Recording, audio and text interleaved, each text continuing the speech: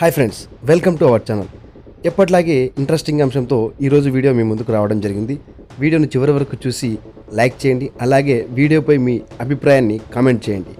ఇంకెందుకు ఆలస్యం, ఈరోజు వీడియోను మొదలు పెడదాం. ఈరోజు వీడియోలో టాపిక్ చంద్రబాబు హామీలు వర్సెస్ జగన్ హామీలు.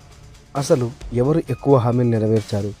ఎన్నికల సమయంలో ఇచ్చిన హామీలు, అధికారంలోకి వచ్చిన తర్వాత అమలు చేసిన పథకాలు, ఈ రెండింటిని పోల్చితే ఎవరి పనితీరు మెరుగ్గా కనిపిస్తుంది? అయితే ఇక్కడ ఒక ముఖ్య విషయం, ఇద్దరి పాలనా కాలాలు, హామీల సంఖ్య, అమలు చేసిన సమయం వేరువేరు. కాబట్టి భావోద్వేగంతో కాకుండా వాస్తవాల ఆధారంగా ఈ పోలికను చూద్దాం. ముందుగా జగన్ పాలనను చూస్తే 2019 ఎన్నికల్లో వైసీపీ ఇచ్చిన హామీల్లో భాగంగా నవరత్నాలు, అమ్మ ఒడి, రైతు భరోసా, వైఎస్ఆర్ చేయూత, ఆసరా వంటి పథకాలు అమలు చేశారు. అయితే ప్రతి హామీని పూర్తిగా నెరవేర్చారా, ఎంత మేరకు అమలు చేశారు అనే విషయంలో ఒక్కో పథకానికి ఒక్కో పరిస్థితి ఉంది. కాబట్టి అన్నీ నెరవేర్చారు లేదా ఏది నెరవేర్చలేదు అని చెప్పడం సరైన విశ్లేషణ కాదు. ఇక చంద్రబాబు నేతృత్వంలోని కూటమి ప్రభుత్వం విషయానికి వస్తే 2024 ఎన్నికల ముందు ఇచ్చిన సూపర్ 6 హామీల్లో మహిళలకు ఉచిత బస్సు ప్రయాణం, తల్లికి వందనం, రైతులకు సంబంధించిన పథకాలు, యువతకు ఉపాధి వంటి అంశాలు ఉన్నాయి. అధికారంలోకి వచ్చిన తర్వాత కొన్ని హామీల అమలుపై ప్రభుత్వం చర్యలు చేపట్టింది. అయితే మొత్తం హామీలను ఒకేసారి నెరవేర్చడం సాధ్యం కాదు. కాబట్టి ఏవి పూర్తి అయ్యాయి, ఏవి అమలులో ఉన్నాయి, ఏవి ఇంకా పెండింగ్లో ఉన్నాయి అనేది విడిగా చూడాలి. ఇక్కడే అసలు ట్విస్ట్ ఉంది. జగన్ పాలనకు 5 ఏళ్ల సమయం ఉంది.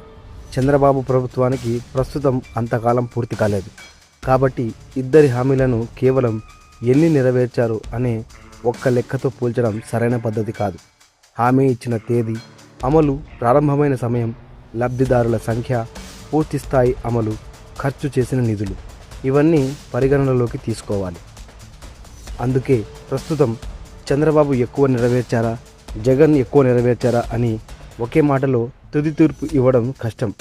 ఇద్దరి హామీల్లో అమలైనవి ఉన్నాయి, అమలు కానివి ఉన్నాయి, ఇంకా కొనసాగుతున్నవి కూడా ఉన్నాయి. నిజమైన పోలిక కావాలంటే ప్రతి హామీని విడివిడిగా తీసుకుని అధికారిక గణాంకాలు, బడ్జెట్ కేటాయింపులు, ప్రభుత్వ ఉత్తర్వులు, లబ్ధిదారుల వివరాలతో పరిశీలించాలి.